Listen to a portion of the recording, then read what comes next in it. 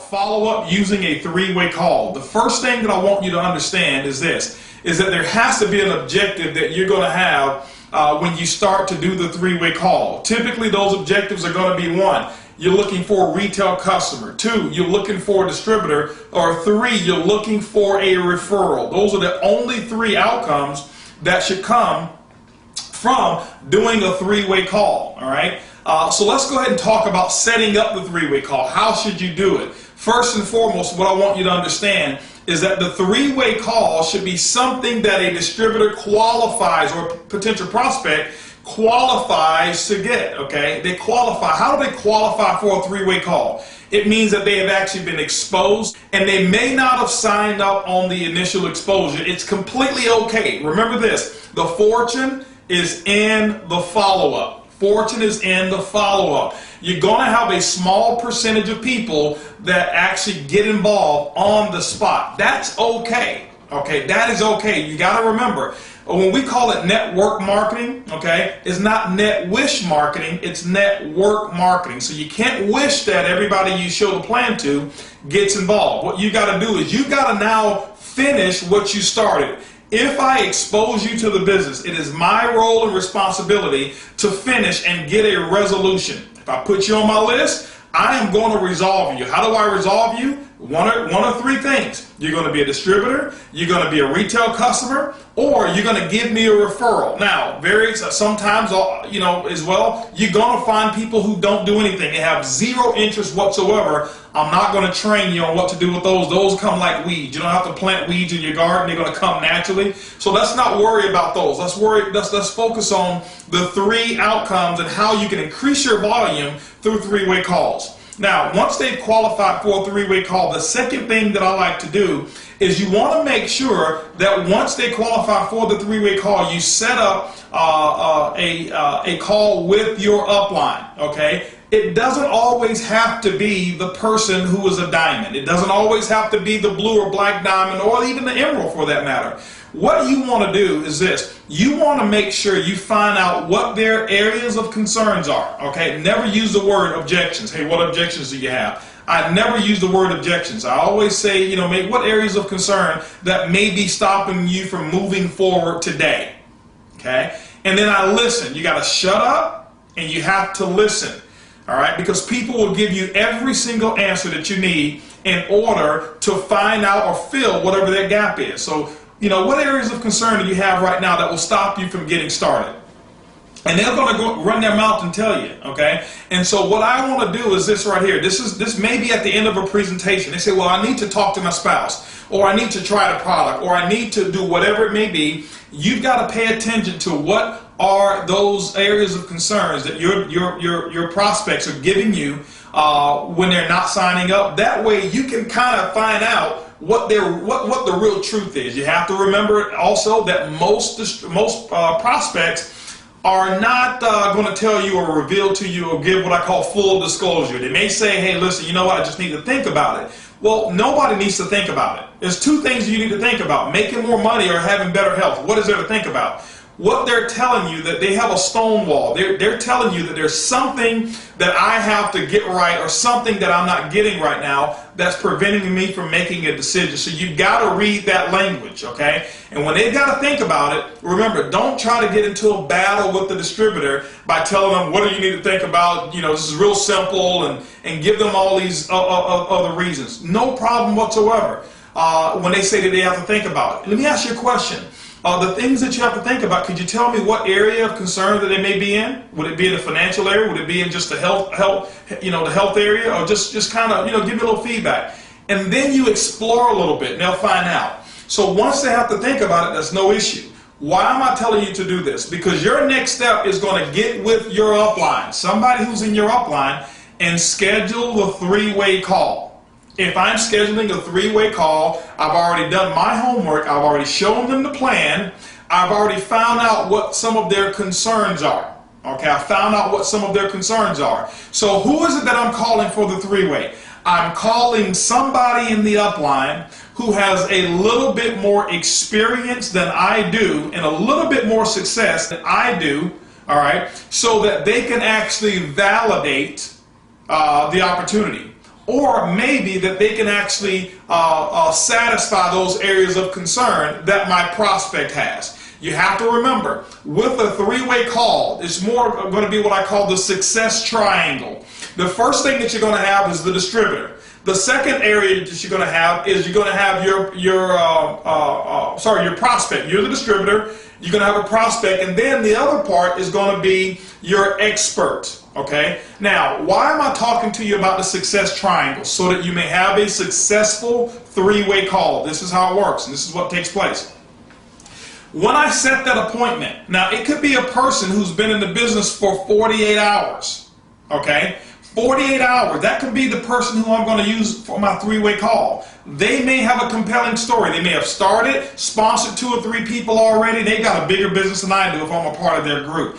They don't have to have years of experience. Remember, people are going to buy your emotion, and they're going to buy your confidence more than they're going to buy your skill. Stop worrying about trying to explain the compensation plan. Don't worry about doing that, okay? I very seldom, if ever, explain the compensation plan during a three-way call because it is a waste of my time. That's why we put it on video there, all right? So what I'm going to do to my prospect is that I'm going to let my prospect know, well, listen, you know what? I know that we were supposed to get together and cover a couple of areas of concerns as you were thinking about it as you went home. Now, second tip, set the three-way call and the follow-up no longer than 48 hours after the exposure. When you start waiting 6 days, 5 days, a week, 2, 3 weeks, there's nobody who needs to think about a decision that can make them financially independent who needs a week to think about it. Okay, so remember, those are more what I call people who are delaying that process if you're going that long with the three-way. 48 hours is the maximum time that I'm going to have. I'm going to set up a call with my upline. I'm going to call my upline and let them know who it is that I have. Hey, listen, I'll call Shane. Shane, listen, I've exposed the business over here to Joe. And, you know, Joe was pretty excited, Shane, and I believe Joe's got some potential. Shane, this is a little bit of Joe's background so that you'll know. But, Shane, Joe's areas of concerns were he was wondering whether or not he could build this based off of him having a full-time job, having 3 kids, and also maybe, you know, he's a football or basketball coach for his son or daughter, whatever it may have been. Okay? So that may be his area of concern. I'm going to equip Shane. Why? Because I want Shane to know I'm giving him the information that Joe was concerned about so that I can let the expert satisfy that. See, if I was the person who could satisfy Joe's concern, Joe would have already been in. But I may be a little bit too close to Joe. So now what am I going to do? I get on the phone, I call Joe back, I say, Joe, listen, I've got some great news. Just as what are you talking about? You know, Joe, I know that when we talked, you had a couple of areas of concern. And, you know, they're completely legitimate. You know what? If I were you looking at an opportunity that can set me and my family free as well, I would really want to think about, you know, what am I going to do with this all this free time and all this money that I'll possibly be making? So I completely understand your thoughts on that. But listen, what I was able to do was I was able to get Shane Moran, or let's not talk about just Shane Moran right now because everybody won't be able to do a three-way with them. Let's just say you're upline. Now what you're going to do is you're going to edify that person. Listen, this person that you're going to meet, let's just call this person here Mary, okay? Mary's your upline. Let's say you're going to use Mary. I had a chance to get Mary. I want to let you know that Mary has a business that's 3 times the size as mine. Now, Mary could have been in 2 days ago, sponsored 3 people, and guess what? I only have 1. She's got 3. She's got a business 3 times the size as mine. But I didn't say she got in 3 days ago. I'm just edifying her business, and it is the truth. I'm not going to say anything about Mary's income because Mary's been in 3 days. Okay? And I'm not going to promote things that are not true. I'm only going to edify what is actually true about Mary. All right? But I'm going to make my prospect let my prospect know all the great things about Mary, because I know that Mary had the same issue that my prospect Joe has. So Mary doesn't have to be an expert in the comp plan. Joe just wants to know, can he do this with the time frame he does? And Mary, who's been in 3 days, who's got maybe 4 or 5 kids, who's also maybe a PTA mom or whatever it may be, she's going to satisfy that concern. But I'm going to make Joe understand that she is an expert. Mary can handle and take care of all of your issues, and I'm going to make it an honor. Joe, listen, it's going to be an honor to get with Mary, because Mary told me that if I ever found somebody who was just as sharp as you are in that category, she would take 5 minutes of her time to explain her story and how you can best get started. And now, you know what? I've complimented Joe by saying that he's sharp. I've edified Mary by making him understand that her time is very valuable and important, and I booked the appointment. Joe, I want to know if I can make it happen where you and Mary get on the phone, you're going to honor the appointment, correct? Absolutely. Well, Joe, what I want you to make sure you do is that those areas of concerns, that you have all the details around those so that Mary can actually talk to you. And Joe, I want to let you know this. Mary's not a salesperson. She's not going to try to sell you. She's got a very successful business, and she's really going to help you evaluate your decision. Okay? And so that's what I do. When I go ahead and make that connection, I've already edified Mary. Now, if Mary was a sapphire, ruby, emerald, or diamond, I'm not going to speak in those terms of diamond, emerald. Why? Because Joe has no idea what that means. He has no idea. Okay?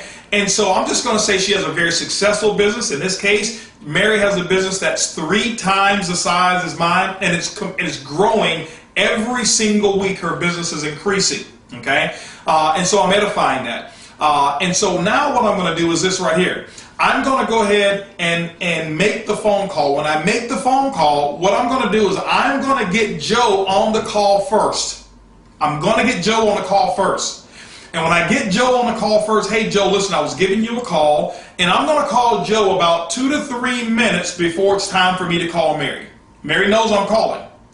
So I called Joe up. Joe, hey, listen, man, I'm glad that we have a chance to get a chance to talk. I've got Mary that I'm going to call here in a moment. Hopefully you got all your questions together, because Mary, you know what, she's really looking forward to just having a little conversation with you. That'd be great. Now, I've already done the edification. When I get on the phone, I'll call Mary up. Okay, let's say Mary is Mary Smith. Okay, and you got to remember this: between Joe and myself, there's trust. He knows me, he trusts me, but he doesn't respect me. Why? Joe and I have been working together for the last 10 years, so he makes just as much money as I do, or he may know some intimate things about my finances that he may not respect. Between Mrs. Smith and Joe, there's no trust, but there is respect. Why? Because of what I've said about Miss Smith. And so Joe has a respect. So now when you have respect and you have trust, you combine both of them together, you've got success. That's why we call it the success triangle. So what I'm going to do is this. I'll introduce Joe to Mrs. Smith. Hello, Mrs. Smith. Hey, how are you? Blah, blah, blah. And I'm going to keep Joe on the other line first. I never call my expert with the person live on the line unannounced. Bad idea. Okay, bad idea. So, hey, Mrs. Smith, hey, I just want to give you a call. You know, I know we've got a 2 o'clock appointment. I actually have Joe on the other line. Are we ready? Yes. Now, I click back over. Hey, Joe, listen, we're fortunate enough to get Mrs. Smith here. And Joe, you know, I've already told you some great things about Mrs. Smith, and I'm so honored and excited to have her on the line right now. And what I'm going to do is I'm going to turn the call over to her. Mrs. Smith, this is Joe. I've told you some things about Joe. Remember this, never over-edify your prospect to your expert, because you're now sending a signal to your prospect that he or she is more valuable than the expert themselves, okay? Don't de-edify, but don't over-edify either. So once I do the introduction, I'm shutting my mouth. Or if you know that you can't shut your mouth, put the telephone on mute. Okay? Put it on mute. I don't say anything. I'm going to allow my expert to do all of the questioning. I'm going to allow my expert to do all the talking. Most importantly, the expert is going to do the listening. It's not the person who talks the most that wins. It's the person who listens the most and asks the most questions is the one who's in control. And when you understand that, understanding how to choose properly the person that you need to do for the three-way, understanding how to properly edify and build that person up, and so that you create that mold of respect, the trust is already there, and 9 times out of 10, Miss Smith, she already knows to get a distributor out of it, a customer, or a referral. And so, ladies and gentlemen, that's the tip of the week of how to properly do three-way call, the most underutilized training skill that we have in network marketing. I challenge each and every one of you right now to take all the people that you've exposed over the last couple of weeks and now go ahead and set up some three-way calls the right way that I just showed you, and we'll see you guys at the top.